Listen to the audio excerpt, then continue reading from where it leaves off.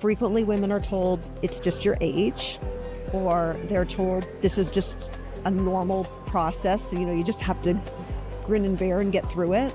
Or, this is just normal. There's nothing wrong with you. But we know that this is not normal. Behind the practice.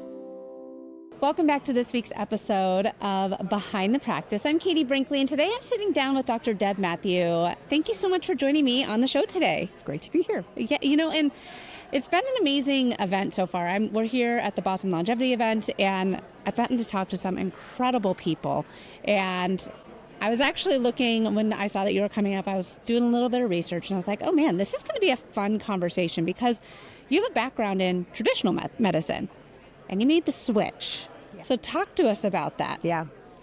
I actually used to be a pediatrician. And in my own personal life, I was really struggling. I was tired all the time. Napping was my favorite hobby. Oh man, that kind of sounds good right now. I was cold all the time. I used to carry a sweater with me, even in the summer in North Carolina, because the air-conditioned restaurants and movie theaters would just make me shiver. And I developed panic attacks for no reason. I'd wake up in the middle of the night. Nothing was going on that would make me be anxious. But yet I was waking up with these panic attacks. I was screaming at my kids for no reason. And my poor husband is the one that had to put up with my Wicked Witch of the West impersonations, and he didn't know what to do with me. And I didn't understand what was happening to me either, because nothing in my medical training helped to explain what was going on. I knew that how I was feeling was not normal, but it was so confusing. And what changed for me is my husband one day came across a book. It was a book about women's hormones, and it was written by Suzanne Summers. She was this TV sitcom, from the 70s in Three's Company. And the book was called The Sexy Years.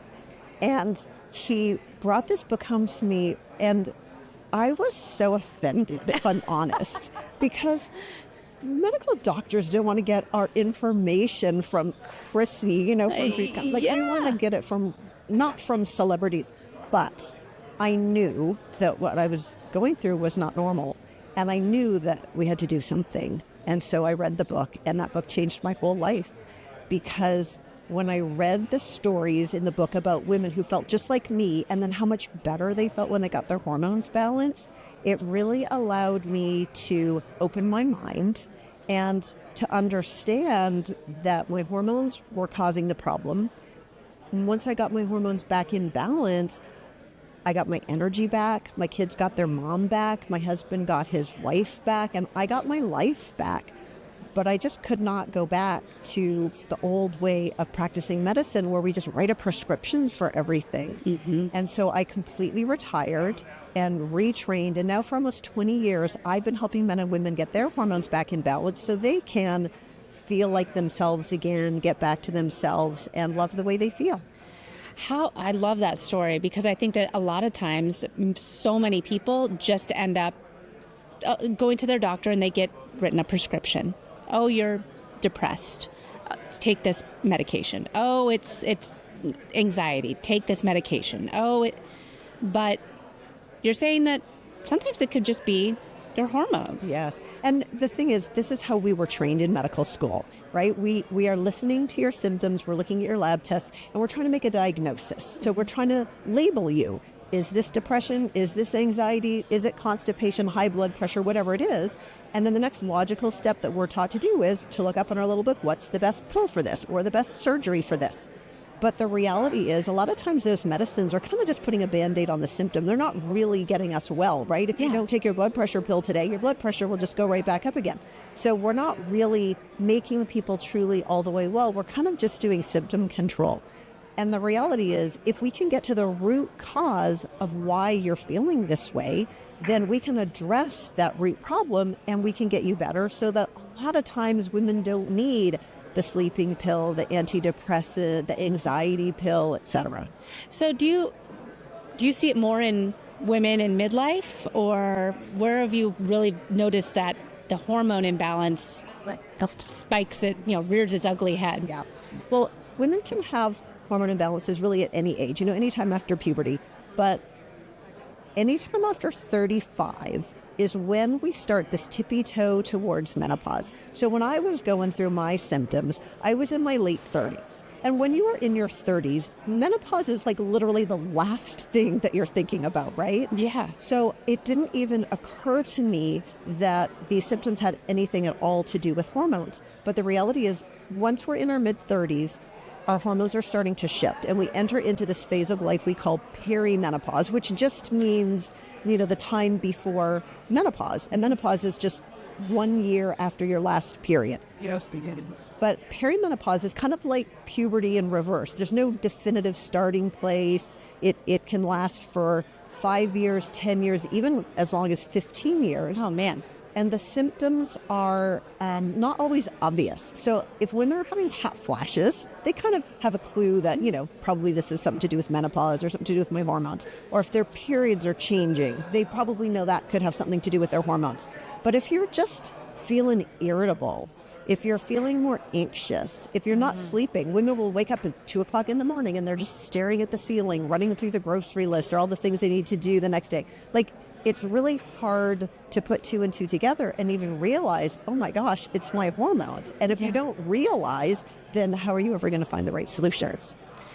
Do you find that it is common in women who might have just recently had children? Is that what kind of can start the hormones getting out of whack? Or it can. So when we are pregnant, our hormones completely transform, right? That's in order to support the pregnancy. And when we give birth, the hormones not even overnight, delivery, right? Our hormones change. And then it can take many months for things to get back to normal again. And depending on how old you are when you are giving birth, if you are, 21 and you give birth, your hormones are probably going to go back to normal afterwards. But if you're 35 when you give birth, they may not just all of a sudden bounce back to where they were, and symptoms can start to crop up. So it is not uncommon for women to come in and say, ever since my last baby was born, I just haven't really quite felt like myself. Well, I love that you brought up normal. And I think that that's one of the things where a lot of women will say, I just don't feel normal anymore. And this must be my new normal of, I guess I just don't sleep through the night anymore. I guess I just, am irritable. I guess this is just my new normal. So let's talk about that a little bit. So how does the normalcy of what women define as normal, how do you help them realize that they can go back to and feeling the way that they did when they were in their 20s? The most common thing that I hear women say when they come in to see me is, I just don't feel like myself anymore. This isn't me. One of my patients said, I just want Lori back. And it is something that creeps up on us. It is something that is hard to sort of define. And so therefore women are left to, and let's be truthful, women will go to their doctor to complain, right? And we walk in the door, we're hoping for hope and answers, but usually what we get is just the prescription for the antidepressants or whatever. Frequently women are told it's just your age, or they're told this is just a normal process. So, you just have to grin and bear and get through it. Or, this is just normal. There's nothing wrong with you. But we know that this is not normal. And in fact, I wrote a book about this, and the title of the book is This Is Not Normal, A Busy Woman's Guide to Symptoms of Hormone Imbalance. And I wrote the book because it is hard to know sometimes if how you're feeling is because of your hormones or something completely different. And the book has a lot of checklists and things where you can go through and sort of look at symptoms of low progesterone or low estrogen or whatever in order to help determine, is it your hormones? And if so, which of the hormones might be out of whack? And then what can you do to start getting your hormones back in balance? But it is very confusing for women. And a really big clue that can be helpful is for women who are still having their cycle.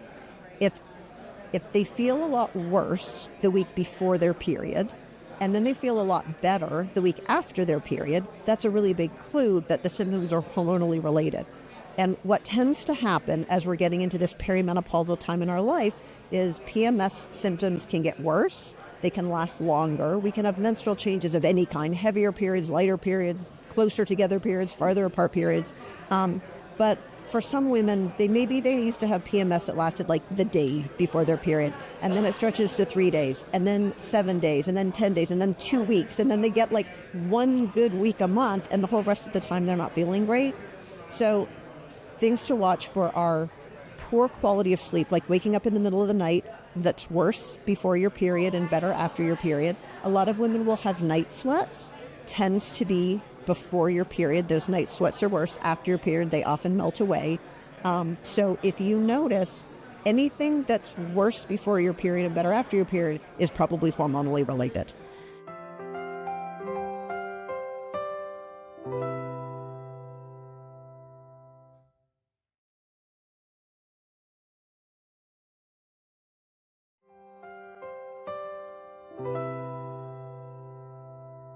You probably get a lot of people that come to you because of your background in traditional medicine. You've studied through Western medicine. You understand a lot of what their doctors are prescribing them. And then you have an alternative. So let's talk about what that alternative is. Yeah. So for women who are going through perimenopause and menopause, the hormones are shifting. And there is a lot that we can do to what we're really trying to do is bring hormones back into balance. Just bring them back into normal ranges so that you feel your best. There are things that we can do with lifestyle changes. So stress is a huge cause of hormone imbalances for women. And this is another case where stress causes so many symptoms and so many problems for women. And we go to the doctor and we're just told, oh, it's just stress, as though like there's nothing to be done about it. And then it lands back on us. Now, one more thing we have to deal with is we have to de-stress ourselves somehow. But there are ways that we can help balance the effects of stress on the body to protect ourselves from the harmful effects of stress. But when we're stressed, cortisol goes up. That's our stress hormone. And cortisol shuts down a lot of our other hormones. It makes your thyroid not work as well. Progesterone gets shut down. Testosterone gets shut down. And testosterone is important for women too. It causes problems with insulin, which is the fat-storing hormone, so now we gain more weight. So stress is a really big deal, and the more that we can do to help with stress, with lifestyle changes, nutritional supplements, and other things, we can make hormones better. We need to fuel our body with healthy nutrition because the nutrition has the nutrients we need to be able to make our hormones. We need to be getting enough sleep, and if only we could just sleep through the night, wouldn't that be awesome? But when we've done all of those things, the next step is we can use bioidentical hormones. And these are hormones that are an exact match for the hormones our body used to make. So they're not the same thing as the synthetic man-made chemicals that mimic hormones that we used to use for hormone therapy. Birth control pills are synthetic man-made chemicals that are never found in a woman's body. They aren't true hormones. They're chemicals that mimic our hormones. But bioidentical hormones are the real deal. They're what our bodies naturally made. And so if our ovaries are no longer making what we need, we can supplement just the way if our vitamin D is low, we can supplement with vitamin D.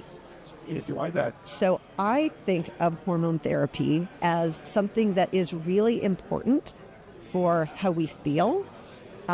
It's sort of like reading glasses. All women, if you're lucky enough to live long enough, you're going to go through menopause.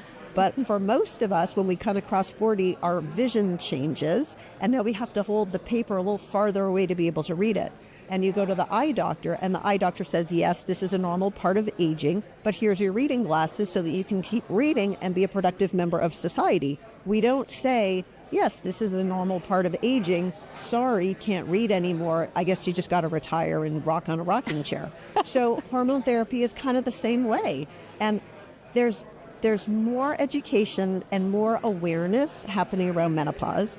And in corporate America, they're starting to have menopause programs to kind of help women that are going through menopause to be more understanding, which is nice. But some of the things that they're doing is they're having a space where women can go to take a nap if they need one. And I feel like that's ridiculous. If we just balance their hormones, then they can keep on running the company and they don't need a nap. Yeah, a nap space. That's insane. I think that I love that you talked about too with the reading glasses analogy, because I just turned 42 and I've had perfect vision, and I do now need glasses whenever I'm on the computer. But I didn't go into it thinking like, all right, well, if I get put on these glasses, now everything's gonna be fixed. They're fixed while I'm while I'm wearing them. It's part of a long-term journey, and that's how hormone therapy is as well. It's a long-term wellness journey. So just talk us through that a little bit. It's not like we're going to go and you'll have a magic vitamin and everything's going to be perfect. Yeah, there's no magic pill. I think what a lot of women expect is that when they're going through menopause, they're going to have a period of time when they're going through menopause. They're going to have some hot flashes probably. It's going to last for some months, hopefully not much longer than that. And then they'll be through it and they'll be out on the other side of menopause and it's over. But that's not how it works, because you're menopausal the whole rest of your life. And a lot of these symptoms, like the hot flashes do tend to go away, sometimes in a few months, sometimes it can be many, many years. But the rest of it just gets worse. So our bones thin, our brain is literally shrinking, our skin ages, we get drier. So dry eyes, dry skin, dry hair, dry vagina. We develop heart disease, dementia. So all of these things are just progressive. But if we replenish our hormones, we can help minimize the extent of aging. Estrogen is an antidepressant for women. It's an antioxidant. It's anti-inflammatory. It's good for our heart, our bone, our brain, skin health, urinary tract health, helps to prevent urinary tract infections, painful sex. So in urinary leakage, progesterone is naturally calming. It helps us sleep through the night. It's an anti-anxiety. It helps our thyroid work better. It's breast protective, helps keep scalp hair growing on our head. And testosterone is important for women too. Testosterone is like the CEO hormone. It's our confidence, decisiveness, get up and go, get things accomplished. And if testosterone goes down, we just tend to feel kind of flat, kind of blah. Like we put one foot in front of the other. It's a medical term, by the way, feeling a little blah. Yeah. So I'm glad that... Which everybody understands, yes. Right? But you kind of go through the motions. And if it must happen today, if you have to put food on the table for your family, you'll make it happen. But if it doesn't really have to be today, a lot of times we'll just kind of procrastinate. Like we just kind of say, we just don't really feel it. So these hormones make a really big difference in how we feel. And they are very safe. There were a lot of fears with hormone replacement therapy and breast cancer. It's been debunked. That's a myth. Hormones do not cause breast cancer. We know how to do hormones in a safe way. We have lots of options for how we can do these hormones. We want the natural form of the hormones, not the drugs. There's no need to be afraid of hormone therapy. So as we wrap up today's episode, I love all of the conversation we've had. And I love the fact that I keep on going back to this, that you've been in traditional medicine and you made the switch to integrative and functional medicine. If anyone else that's listening right now, maybe they are a traditional medicine practitioner and they're a little they're like, well, I do feel like there has to be other answers, but everything that I've learned, that I've gone to school for, that I've been trained for, it says that this is not the way. What would you say to them? This is so much more rewarding. We can actually get our patients well. We don't have to just do damage control with writing the prescriptions all the time. It is scary to sort of step outside of the box and learn new things, but it's so, so rewarding. And actually, in my practice now, I have a whole team of practitioners that work with me, and I don't have to be the only one in the practice to see the patient, and that allows me to step outside of what I do. And now I spend actually more of my time training other practitioners. So training other practitioners clinically how to prescribe bioidentical hormones, and also the business end of having our own practice, because that's, Lord knows they don't teach us anything about that in medical school. But it is scary to do things in a different way, but it is so, so worth it. And you're smart, you can learn, you can do it, and it's so worthwhile. And your patients want this. Nobody wants to just be on prescription medicine, because then you get the first ones, and then you get the side effects. You got to get the new pill for the side effect. It just, we see these patients, they're on so many drugs. Nobody knows what happens when we mix all those drugs together. Yeah. There's no studies. I always think of Heath Ledger, but yeah. This is just a better way to practice medicine. I completely agree. So let's just hop in the time machine real fast as we wrap up today's episode. If you can envision healthcare 10 years from now, what does it look like? I already can see a big difference. So almost 20 years ago, when I started practicing this way, I have patients whose gynecologist would literally fire them from the practice because they were on hormone therapy. Now the FDA has lifted the black box warning on estrogen, so we're no longer scaring everybody that estrogen causes breast cancer because we know that it does not. So I can already see tremendous changes from 10 years ago. 10 years into the future, I believe that doctors are going to be more open-minded about the use of nutrition, lifestyle medicine, nutritional supplements, hormone therapy. It's just that these are all things that they weren't trained at medical school. And because our medical schools are still very influenced through the filter of pharmaceutical funding, I'm not sure how fast medical school will change. But because of conferences like this, there are so many ways that doctors are able to get this information and get this education and help their patients in a better way. And more doctors are doing this. It's super exciting. And I feel like the more of us that are practicing medicine this way, the more we're able to shift what is considered the standard of care in medicine towards a more functional root cause approach. Oh, I love that so much. Well, Deb, this has been an incredible conversation. If anyone listening is in the North Carolina area or wants to get in touch with you, they want to learn more about you, they have questions, what's the best way for people to get in touch with you? Yeah, so our website is signaturewellness.org, and I am on Instagram and Facebook at Dr. Deb Matthew. 2 T's, no S. 2 T's, no S. Well, Dr. Deb, thank you so much again for joining me on Behind the Practice. Thanks for having me. Yes. Behind the Practice is produced by Next Step Social and Podcasting and hosted by Katie Brinkley and Sean Quintero. A special thank you to our guests today. This episode was recorded live at the Boston BioLife Functional Longevity Summit. A special thank you to the team that helped make this podcast happen.